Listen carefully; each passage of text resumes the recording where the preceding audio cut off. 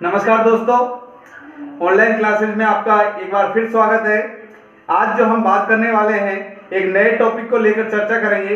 काफ़ी famous topic है, बहुत बार इस पर बहुत सारे डिबेट होती है इस चीज़ के ऊपर। और भारत की एक खूबसूरती है, हम कह सकते हैं संविधान की एक खूबसूरती है पंथ निरपेक्षता। आज हम उसी पर चर्चा करने वाले हैं कि पंथ निरपेक्षता क्या है, क्यों उसको भारतीय संविधान में अपनाया गया है। क्या भारत एक पंथ निरपेक्ष है? क्या कारण है कि भारत एक पंथ निरपेक्ष राज्य, भारत एक पंथ निरपेक्ष देश बना? उसके पीछे क्या लॉजिक रहा संविधान निर्माताओं का, उसके बारे में आज हम चर्चा करने वाले हैं। तो आज का हमारा टॉपिक है पंथ निरपेक्षता। तो हम बात करते हैं पंथ निरपेक्षता। पंथ निरपेक्षता। अब अगर हम पंथ निरपेक्षता की बात करें तो पंथ निरपेक्षता का तात्पर्य क्या है, किसे कहते हैं पंथ निरपेक्षता? तो हम कह सकते हैं कि ऐसा राज्य जो अपने कार्यों के लिए किसी भी धर्म को आधार नहीं बनाता है। अपने जितने भी कार्य हैं उसमें किसी धर्म को लेकर के आधार नहीं है, उसका कोई अपना धर्म नहीं है। ऐसा राज्य जिसका कोई अपना खुद का कोई धर्म नहीं है, वो कहलाता है पंथ निरपेक्ष राज्य या पंथ निरपेक्ष देश, हम उसे कह सकते हैं। तो वह देश जिसका कोई अपना कोई धर्म नहीं है, बिना भेदभाव के सभी धर्मों को समान माना जाता है, कहीं पर किसी तरीके का धार्मिक आधार नहीं माना गया है, धर्म को कहीं आधार नहीं बनाया गया है, किसी भी आधार पर हम धर्म के आधार पर कोई भेदभाव नहीं है, किसी तरीके की सब लोगों को समानता का व्यवहार जहां किया गया है, धर्म के आधार पर कहीं पर बंटवारा नहीं किया गया है, किसी को बांटा नहीं गया है, वो कहलाता है पंथ निरपेक्ष। और हमें खुशी है इस बात की कि हमारा भारत एक पंथ निरपेक्ष राज्य है। न केवल राज्यों के कार्यों में, अगर हम राजनीतिक रूप से भी देखें तो हम चाहे चुनावों की बात करें, चाहे हम शासन के कार्यक्रमों की बात करें, चाहे नीतियों की बात करें, चाहे हम आर्थिक सहायताओं की बात करें, हम चाहे कानून की बात करें, चाहे न्यायपालिका की बात करें, ये सब राजनीतिक चीजें हैं, न्यायिक चीजें हैं। इनमें भी भारत में किसी भी आधार पर, धर्म के आधार पर बिल्कुल भी भेदभाव भारतीय जनता के साथ नहीं किया गया है। तो हम कह सकते हैं कि यही पंथ निरपेक्षता है। तो पंथ निरपेक्षता का सीधा सीधा राज्य, पंथ निरपेक्ष राज्य हम उसे कहेंगे, पंथ निरपेक्ष राज्य कि ऐसा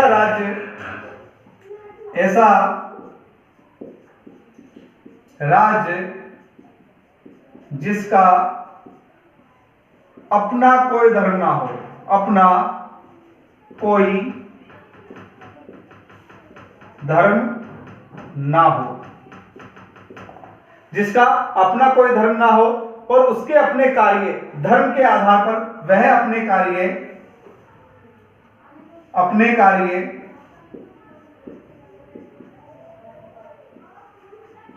धर्म के आधार पर नहीं करता है, धर्म के आधार पर नहीं करता है, उसके कोई कार्य धर्म के आधार पर नहीं होते, उसका जिसका अपना कोई धर्म नहीं होता और धर्म के आधार पर किसी भी तरीके का धर्म के आधार पर भेदभाव नहीं किया जाता।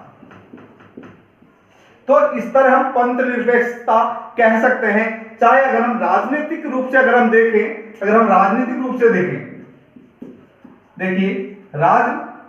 रूप से अगर हम देखें, राजनीतिक रूप में क्या होते हैं? चुनाव। तो चुनाव में धार्मिक आधार पर कोई बंटवारा नहीं होता है, धार्मिक आधार पर कोई चुनाव नहीं करवाए जाते हैं। शासन के जो कार्यक्रम है, अगर हम शासन के कार्यक्रमों की बात करें तो शासन के जो कार्यक्रम है वो धर्म के द्वारा संचालित नहीं होते हैं, नीतियों को धर्म का आधार नहीं बनाया जाता है, नीतियां धर्म के आधार पर नहीं बनती हैं। जहां पर आर्थिक जो सहायता लोगों को दी जाती है, अगर आर्थिक सहायता की कई बात आती है तो आर्थिक सहायता तो उसको भी धार्मिक आधार पर नहीं दी जाती, धार्मिक आधार नहीं है। जिस तरह कोविड-19 की बात है, अभी कोविड-19 चल रहा है, कोरोना काल चल रहा है, तो जिन भी लोगों को धार्मिक या आर्थिक सहायता दी गई तो उसमें बिना किसी भेदभाव के, बिना किसी धार्मिक भेदभाव के इस तरह की व्यवस्थाएं राज्य की तरफ से की गई है, सबको आर्थिक सहायता दी गई है। तो जो भी सहायता दी गई है उसमें किसी भी तरीके का भेदभाव नहीं किया गया है धर्म के आधार पर। तो यही है पंथ निरपेक्षता, जो हमारे भारतीय संविधान की, हम भारत की कह सकते हैं एक खूबसूरती है। तो और यहां पर इच्छा अनुसार, यही तो है कि इच्छा अनुसार आप कोई सा भी धर्म अपना सकते हो, किसी भी धर्म को छोड़ सकते हो, आप जो चाहे जिस धर्म को चाहो अपना सकते हो, आपको बिल्कुल स्वतंत्र हो आप इस मामले में। धार्मिक मामले पे आपका किसी भी तरीके का भेदभाव नहीं होता है, उसे ही कहते हैं पंथ निरपेक्षता, जो किसी भी धर्म को आधार पर किसी भी तरीके का भेदभाव नहीं करते हैं, उसे ही कहते हैं पंथ निरपेक्षता। और इसके संदर्भ में अगर हम बात करें तो डॉक्टर राधाकृष्णन भी कह रहे हैं कि पंथ निरपेक्षता होने का यह तात्पर्य नहीं है कि हम अधर्मी हो जाएं, हमारी संकुचित धार्मिकता पर चलना नहीं है। अधर्मी होना या संकुचित धार्मिकता पर चलना नहीं है, वरन इसका जो तात्पर्य है वो पूर्णतः आध्यात्मिक होना है। हम बिल्कुल आध्यात्मिक है, हम अधर्मी नहीं है, हमारी संकुचित धारणाएं नहीं है। हम तो सभी धर्म समभाव वाली बात रखते हैं, सभी धर्म क्या रखते हैं, तो ये पंथ निरपेक्षता हो गया। और इसके आधार पर राधाकृष्णन की परिभाषा देख लेते हैं। डॉक्टर राधाकृष्णन क्या कहते हैं, राधाकृष्णन, तो राधाकृष्णन कह रहे हैं कि पंथ निरपेक्षता होने का तात्पर्य है, पंथ निरपेक्षता होने का तात्पर्य अधर्मी होना नहीं है, अधर्मी होना नहीं है। ये नहीं है कि हम क्या हो गए, अधर्मी हो गए हैं, ऐसा नहीं है। अधर्मी होना नहीं है, अथवा संकुचित धार्मिकता पर चलना नहीं है, अथवा संकुचित धार्मिकता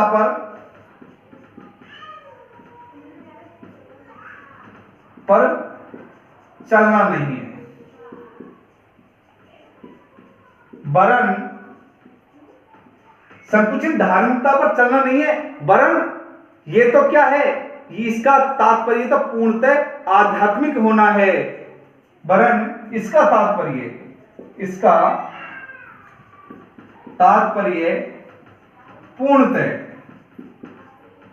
पूर्णतया क्या है, आध्यात्मिक होना है,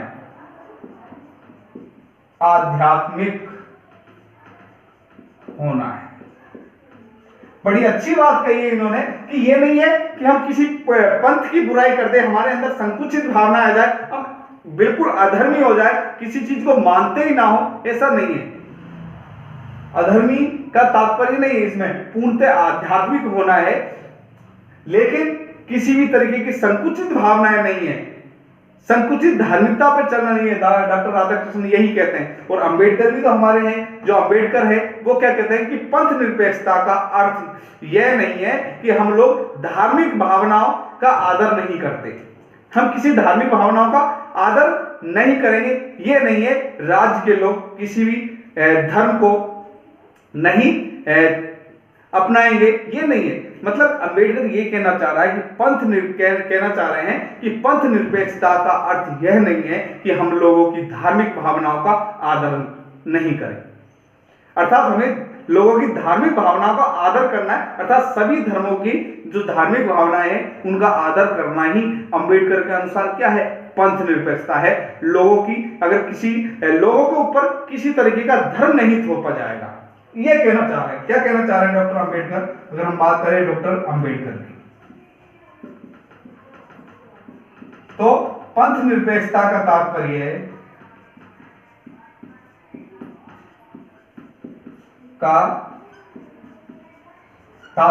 अंबेडकर के अनुसार हम बता रहे हैं कि पंथ निरपेक्षता का तात्पर्य अर्थ यह नहीं है कि लोगों की धार्मिक भावनाओं का आदर नहीं करेंगे, यह नहीं है कि लोगों की धार्मिक भावनाओं का आदर नहीं करेंगे। यह नहीं है कि हम लोगों की धार्मिक भावनाओं का आदर नहीं करेंगे, राज्य लोगों पर किसी धर्म को थोपेगा नहीं। क्या है?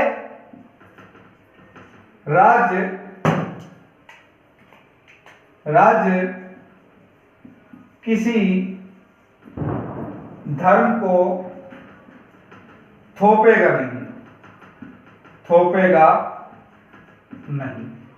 यह है डॉक्टर अंबेडकर के विचार। तो यह है हमारी पंथ निरपेक्षता। कि पंथ निरपेक्षता के बारे में अंबेडकर कहते हैं कि हम किसी व्यक्ति पर जबरदस्ती किसी धर्म को लादते नहीं है, थोपते नहीं है। वही है पंथ निरपेक्षता। अर्थात आपकी मन में जो भी भावनाएं हैं, धार्मिक भावनाएं, आप उनको सम्मान करिए, उसको अपनाइए। आप स्वतंत्र है इस चीज के लिए, आप किसी भी धर्म को अपना सकते हैं, लेकिन किसी पर धर्म नहीं थोपा जाएगा। यह है पंथ निरपेक्षता डॉक्टर अंबेडकर के अनुसार। अब भारत में पंथ निरपेक्षता को क्यों अपनाया गया है, इसके बारे में चर्चा करते हैं। क्या भारत के अंदर पंथ निरपेक्षता को अपनाने के क्या कारण है? देखिए, भारत में पंथ निरपेक्षता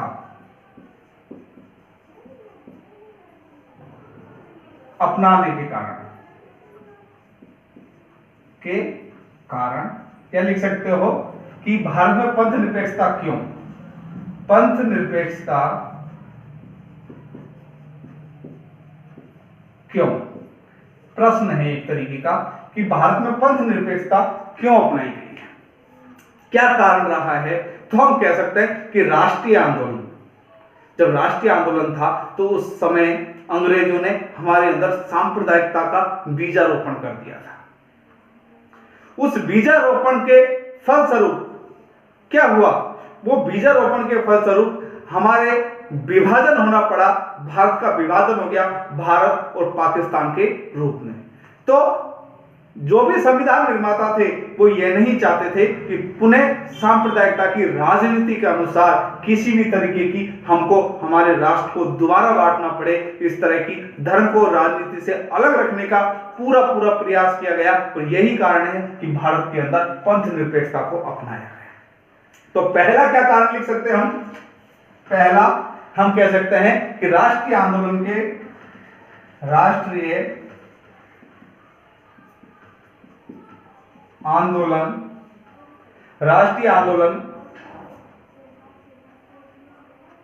के समय की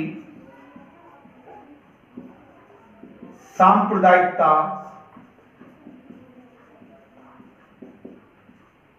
की भावना ने भारत का विभाजन किया। भारत का विभाजन किया और इसके आधार पर आप पॉइंट बना सकते हो कि संविधान निर्माता राजनीति को धर्म से अलग रखकर विभाजन जैसी समस्याओं से निजात पाना चाहते थे। तो राष्ट्रीय आंदोलन के समय जो सांप्रदायिकता हुई, जिसने भारत और पाकिस्तान रूपी दो राज्य कर दिए, हमारे भारत के टुकड़े कर दिए, एक धर्म के आधार पर टुकड़े किए। ये नहीं है कि और कोई कारण हो रहा हो, धार्मिकता ने एक हमारे देश को तोड़ करके तहस नहस कर दिया और हम दो टुकड़ों में बट गए और जिसका दंश आज तक हम झेलते आ रहे हैं। हमारी दो जो भुजाएं थी वो कट के अलग हो गई एक तरीके से, एक भारत रह गया और एक पाकिस्तान और कुछ हमारा बांग्लादेश भी अगर हम उसमें जोड़ते हैं तो इस तरह अगर हम देखें तो हमारा जो विभाजन हुआ है वो धार्मिक आधार पर हुआ और भारतीय संविधान निर्माता ये कतई नहीं चाहते थे कि पुनः इस तरह की हमारे सामने कोई समस्याएं आए कि हमें विभाजन झेलना पड़े।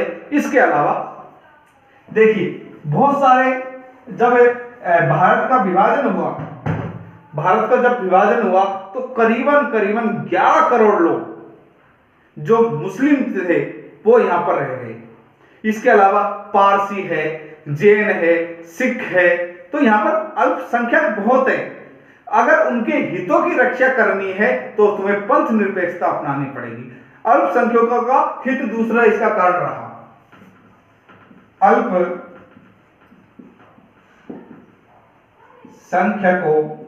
का हित और दूसरा अपने देखा विभाजन रूपी समस्या से बचना है ना। अल्पसंख्यकों का हित, अगर हम अल्पसंख्यकों का हित चाहते हैं, भारत में रहने वाले सभी लोगों का हित चाहते हैं, तो हमें अल्पसंख्यकों का भी ध्यान रखना होगा। अगर हम उनके ऊपर अगर पंथ निरपेक्षता नहीं अपनाएंगे, किसी एक विशेष धर्म को राजधर्म मान लेंगे, तो जबरदस्ती हमें उन्हें का धर्म परिवर्तन करवाना पड़ेगा। उनके धर्म में हम हस्तक्षेप करेंगे, उनकी स्वतंत्रता में हस्तक्षेप करेंगे, जो कि ठीक नहीं है। तो यही कारण है कि अगर अल्पसंख्यकों का हित की रक्षा करनी है तो भारत को पंथ निरपेक्ष रहना होगा। इस बात को भारतीय संविधान निर्माता भली भांति जानते थे, यही कारण था कि उन्होंने पंथ निरपेक्षता को अपनाया। तो उस समय विभाजन, उस समय सिख थे, इसके बाद पारसी थे, जैन है, मुस्लिम है, तो इस तरह बहुत सारी जो अल्पसंख्यक जातियां थी, अगर इनका हित देखें जो कि 11 करोड़ के करीबन थी, तो उनके हित के लिए हमें पंथ निरपेक्षता अपनानी पड़ी। इसके अलावा देखिए भारत में हम पहले जानते हैं कि सभी बहुत सारे ऐसे विद्वान व्यक्ति जन्म हुए जिन्होंने कहा कि भारत में अगर भारत का विकास होना है तो प्रत्येक व्यक्ति की स्वतंत्रता, व्यक्तिगत स्वतंत्रता मिलनी चाहिए। अगर हम विकास के पथ पर अग्रसर होना चाह रहे हैं, अगर हमें अग्रसर होना है तो व्यक्तिगत स्वतंत्रता आवश्यक है। तो व्यक्तिगत स्वतंत्रता का विकास का ही आधार है, व्यक्तिगत स्वतंत्रता ही, व्यक्तिगत स्वतंत्रता विकास का आधार। सर्वांगीण विकास के लिए आप जब तक अपने विचारों को, अपनी भावनाओं को लोगों के सामने स्पष्ट रूप से नहीं रखोगे, जब तक आपका विकास नहीं हो सकता, इस देश का विकास नहीं हो सकता। क्योंकि हम जब अपनी व्यक्तिगत भावनाएं लोगों के सामने रखते हैं तो जब वाद और विवाद होता है, उन विवादों से हम सच्चाई की ओर अग्रसर होते हैं और वहीं से हमारा विकास शुरू हो जाता है। तो व्यक्तिगत अगर स्वतंत्रता के रखनी है तो आपको पंथ निरपेक्षता रखनी पड़ेगी, उनकी किसी भी धार्मिक मामले में हस्तक्षेप नहीं करना है। इसके अलावा अगर हम बात करते हैं लोकतंत्र की बात करें, भारत ने लोकतंत्र प्रणाली अपनाई कि कौन सी? लोकतंत्र, लोकतंत्र जिसकी नींव ही समानता है। लोकतंत्र की नींव ही समानता है कि सभी लोग समान हैं और सभी लोग मिलकर के शासन करेंगे। अगर हम समानता की बात कर रहे हैं और सभी को समान माना है तो सभी को हमको समानता के आधार पर उनको यह अधिकार देना पड़ेगा कि वो चाहे जो धर्म अपना सकता है। तो यहां जब समानता की अगर हम बात करते हैं, लोकतंत्र शासन प्रणाली की हम बात करते हैं, तो पंथ निरपेक्षता हमें माननी पड़ेगी। यही कारण थे कि भारत ने पंथ निरपेक्षता को अपनाया।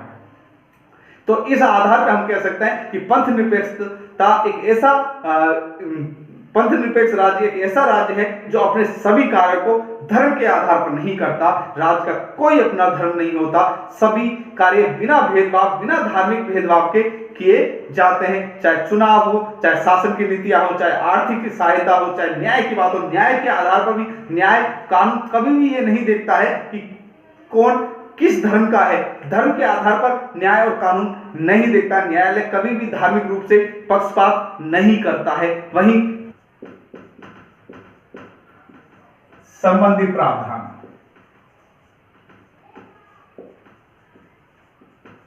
पंथ निरपेक्षता संबंधी प्रावधान कौन कौन से हैं संविधान में, हम उनकी बात करेंगे। तो पहली बात हम कह सकते हैं, अगर हम पहली बात करें तो हमें देखेंगे कि जाति या धर्म के भेदभाव के बिना सभी नागरिकों को कानून के समान संरक्षण प्रावधान कर रखा है अनुच्छेद 14 के अंदर। तो अनुच्छेद 14, अनुच्छेद अगर हम बात करते हैं इसकी 14 की, तो अनुच्छेद 14 यह क्या कहता है कि जाति और धर्म के भेदभाव के बिना, जाति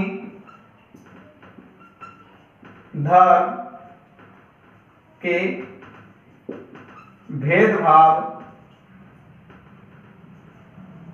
बिना, जाति और धर्म के भेदभाव बिना सभी नागरिकों को कानून के समान, कानून के सामने या विधि के सामने समान संरक्षण के बिना सभी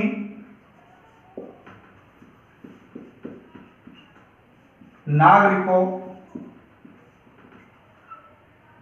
को विधि के समक्ष समान संरक्षण, समान संरक्षण अर्थात कानून के लिए, कानून के सामने चाहे वो किसी भी धर्म का व्यक्ति हो, बिना भेदभाव के सभी नागरिकों को कानून समान नजर से देखता है, वो किसी भी तरीके का भेदभाव नहीं करता है।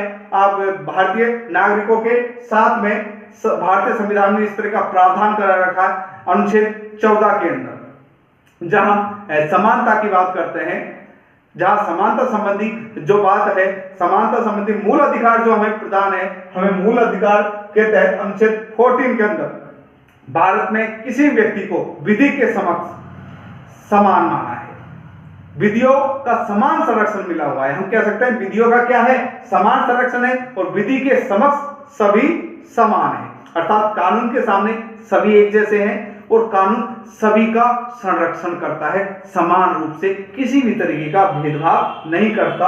अनुच्छेद 14 इस बात के लिए कहता है। तो इसमें दो बात आती है, एक तो कानून के समक्ष समानता, कानून के समक्ष समान, और दूसरा जो बात आती है वो आती है विधियों का समान संरक्षण, विधियों का समान संरक्षण। यहां पर किसी भी धर्म को आधार नहीं बनाया जाता, धर्म को कहीं पर भी नहीं रखा गया है, धर्म क्या जाति को भी नहीं रखा गया है, तो कानून के समान सभी धर्म का, सभी धर्म के धर्मावलंबियों को कानून के समान समक्ष माना गया है, समान माना गया है, और विधियों का समान संरक्षण सभी को प्राप्त है अनुच्छेद 14 के अनुसार। अगर हम दूसरा देखें तो हम बात कर सकते हैं अनुच्छेद 15 की बात करें। अनुच्छेद 15 क्या कहता है?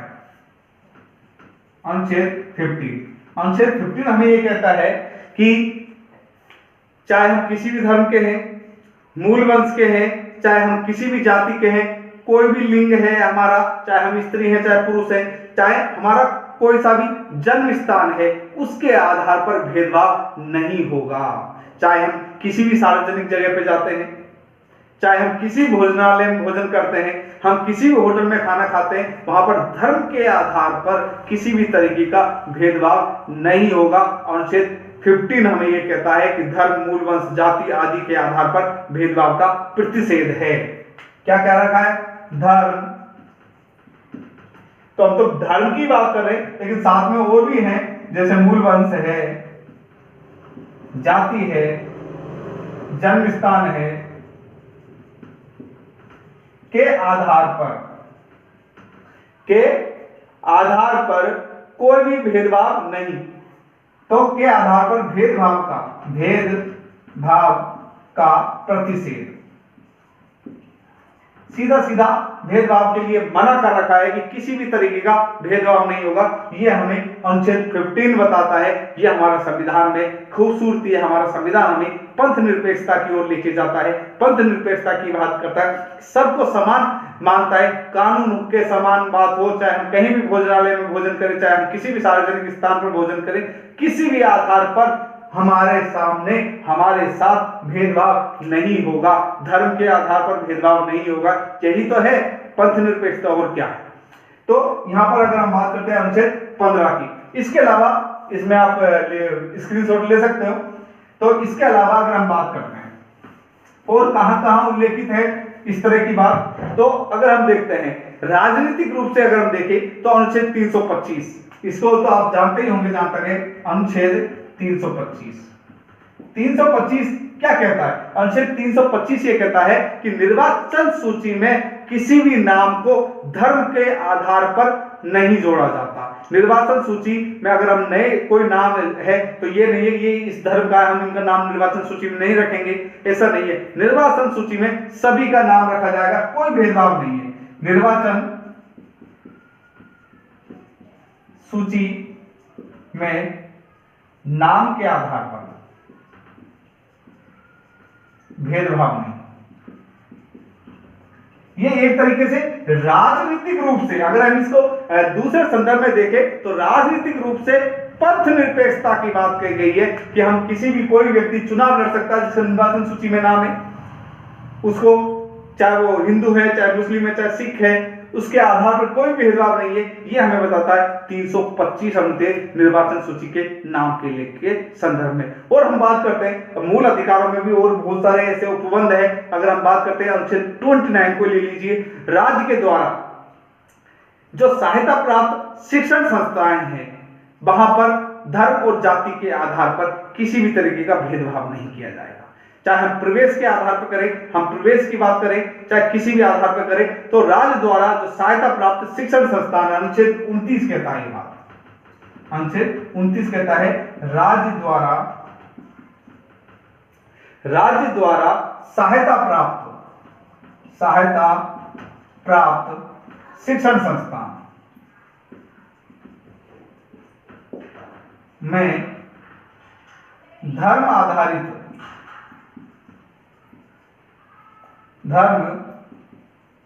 आधारित प्रवेश को लेकर के भेदभाव नहीं, कोई भेदभाव नहीं होगा। अनुच्छेद 29 कहता है कि धर्म को लेकर के, चाहे मूल वंश को लेकर के, चाहे जाति को लेकर के, इस तरह का शिक्षा के लिए कोई भेदभाव नहीं है अगर हम राज्य द्वारा सहायता प्राप्त किसी भी शिक्षण संस्था में जाते हैं। इसके अलावा धार्मिक स्वतंत्रता के अधिकार भी हमें दे रखा है। अगर हम बात करते हैं कौन सा, धार्मिक स्वतंत्रता का अधिकार, धार्मिक स्वतंत्रता का अधिकार, हमें धार्मिक स्वतंत्रता प्राप्त है। हम किसी भी धर्म को, हमारा जो हम अपने उस धर्म के आधार पर हम, हमारा अंतःकरण जो कहता है हम वो धर्म माने, हमारा धर्म जो आचरण करने के लिए कहता है हम वो आचरण करें, हम चाहें उसका प्रचार प्रसार करें, हमें किसी भी तरीके का कोई भी रोक टोक नहीं है। ये अनुच्छेद 25 हमें कहता है, अनुच्छेद 25 के अनुसार क्या है, अनुच्छेद 25 ये कहता है कि अंतःकरण, एक तो अंतःकरण और धर्म के अनुरूप आचरण करना।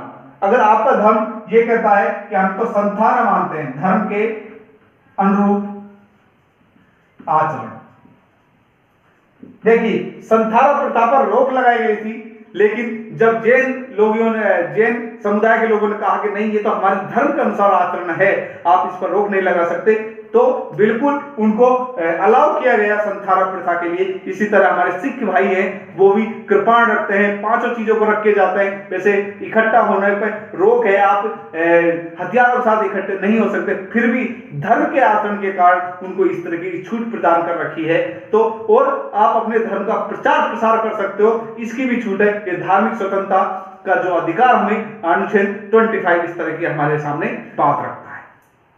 अगर हम बात करते हैं अनुच्छेद 26 की, तो धार्मिक कार्यों के प्रबंध की स्वतंत्रता भी हमें दे रखी है, धार्मिक कार्यों के प्रबंध की स्वतंत्रता। अगर हम बात करते हैं, इसको मैं मिटा देता हूं,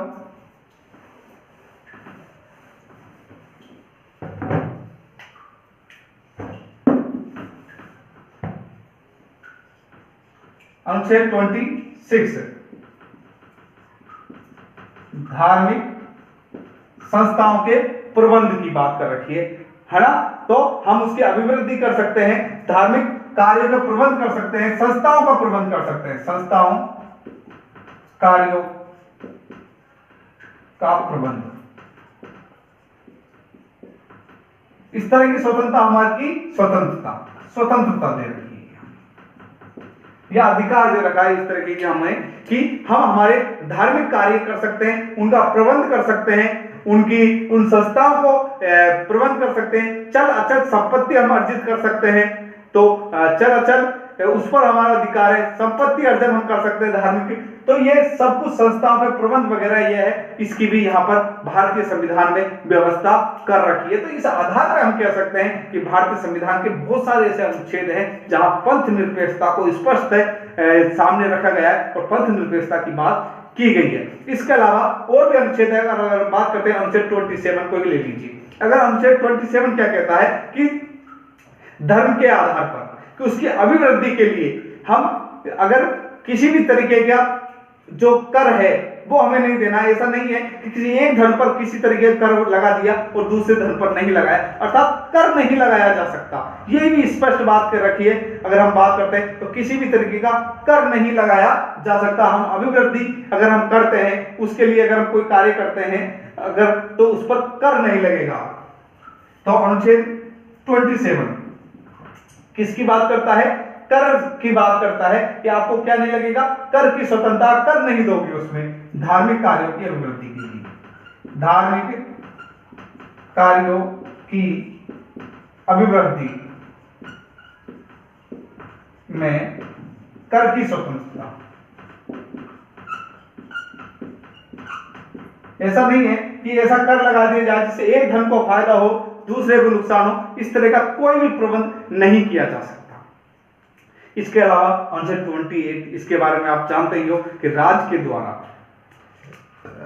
द्वारा आप जो धार्मिक शिक्षा है उसके संदर्भ में स्पष्ट है, आप क्या कर सकते हो, राज्य के द्वारा भी उसका प्रबंध किया जा सकता है। अनुच्छेद 28 है। इसके अलावा 29 की बात करते हैं हम, तो अल्पसंख्यकों के, अगर हम 29 की बात करें, हम 29 को देखें तो अल्पसंख्यकों के अधिकारों की रक्षा की अगर हम बात करते हैं, अल्पसंख्यकों के अधिकारों की रक्षा की हम बात करें तो उनके रक्षा के लिए आप अपने धर्म की संस्थाओं की स्थापना कर सकते हो, अपनी भाषा को बचाने के लिए, अपनी लिपि को सुरक्षित रखने के लिए, अपनी संस्कृति के लिए आप उसके लिए प्रावधान कर सकते हो। अनुच्छेद 29 ये कहता है। तो अनुच्छेद 29 क्या कहता है कि आप अल्पसंख्यकों के अधिकारों की रक्षा की बात करता है। अल्पसंख्यक का मतलब है धर्म के आधार पर अल्पसंख्यक की रक्षा। हमने पढ़ा कि भारतीय संविधान में क्यों अपनाया गया पंथ निरपेक्षता, तो वहां हमने देखा अल्पसंख्यकों की रक्षा के लिए भी पंथ निरपेक्षता अपनाया गया है, जिससे वो क्या कर सके, अपनी संस्थाएं स्थापित कर सके, इसकी छूट है उनको, है ना। इसके अलावा वो उसके क्या नाम, अपनी संस्कृति, लिपि संस्कृति तो बचाने के लिए, उनके संरक्षण के लिए कार्य कर सकते हैं। तो अपनी इस तरह की संस्थाएं स्थापित कर सकते हैं अनुच्छेद 29 के अनुरूप, जिससे वो अपनी भाषा को, अपनी लिपि को, अपनी संस्कृति को बनाए रख सके। इसके अलावा अगर हम देखते हैं तो अगर हम बात करते हैं शपथ की बात करते हैं, जब तीसरी अनुसूची में शपथ की बात दे रखी है, अगर हम बात करते हैं कौन सी अनुसूची में, तीसरी अनुसूची की बात करते हैं।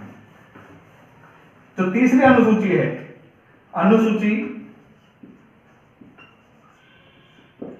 3 या तीसरी कह सकते हैं। इसमें जब हम शपथ की बात करते हैं तो शपथ के आधार पर देखिए यह बात नहीं की गई है कि आस्तिक और नास्तिकों में भेद।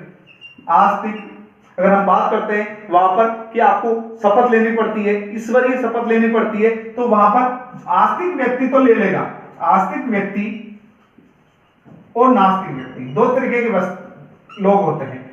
आस्तिक वो जो ईश्वरीय सत्ता में विश्वास करता है और नास्तिक वो जो ईश्वरीय सत्ता में विश्वास नहीं करता। तो यहां पर उन पर भी किसी भी तरीके का कोई दबाव नहीं डाला है। पंथ निरपेक्षता की रक्षा के लिए संविधान ने स्पष्ट कहा है कि जो व्यक्ति आस्तिक है वो ईश्वर की शपथ ले सकता है और जो व्यक्ति नास्तिक है वो सत्य निष्ठा की शपथ लेगा। किसकी लेगा? सत्य निष्ठा की शपथ लेगा। ये ईश्वर के शपथ लेगा और ये सत्य निष्ठा की शपथ लेगा। तो ये भी हमारी तीसरी अनुसूची में, अगर हम बात करते हैं किसमें, तीसरी अनुसूची में शपथ के बारे में संदर्भ में ये बात कही गई है। तो इस आधार पर हम कह सकते हैं कि हमारे संविधान में कि ये खूबसूरती है कि पंथ निरपेक्षता और हमारे धार्मिक आधार पर भेदभाव को पूर्णतः समाप्त करने के लिए, किसी भी तरीके का भेदभाव नहीं रहे, इसके लिए बहुत अच्छे अच्छे प्रावधान हमारे संविधान में कर रखे हैं। उन प्रावधानों के आधार पर भारत की अखंडता और एकता को बनाए रखने के लिए पंथ निरपेक्षता की भारत का कोई अपना धर्म नहीं है, सभी धर्म के लोग एक साथ यहाँ पर रहे।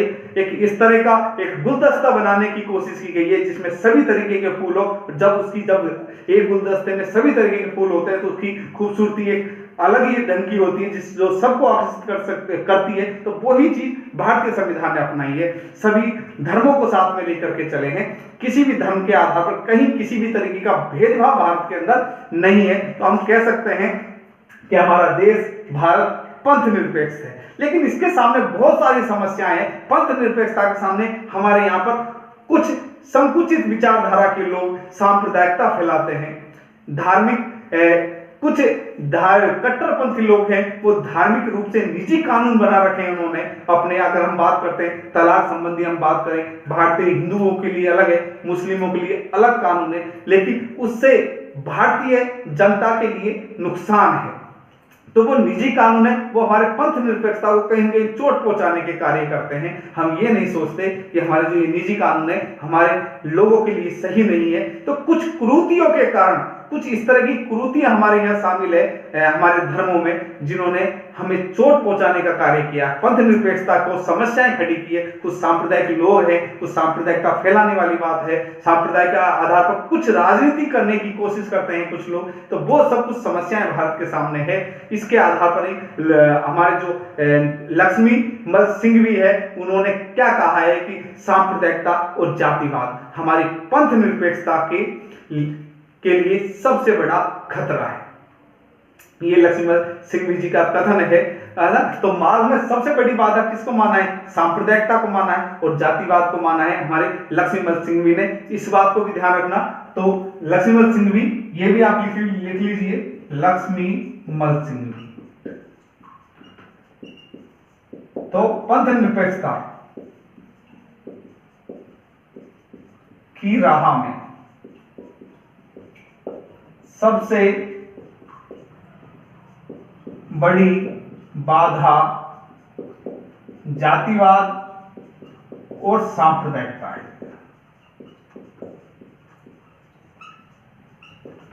क्या है? जातिवाद है और सांप्रदायिकता है। ये सबसे बड़ी बाधा है। लक्ष्मीमल सिंह भी ये बात को कहते हैं। तो इसी के साथ आज का हमारा ये वीडियो पूरा होता है। धन्यवाद। जय हिंद।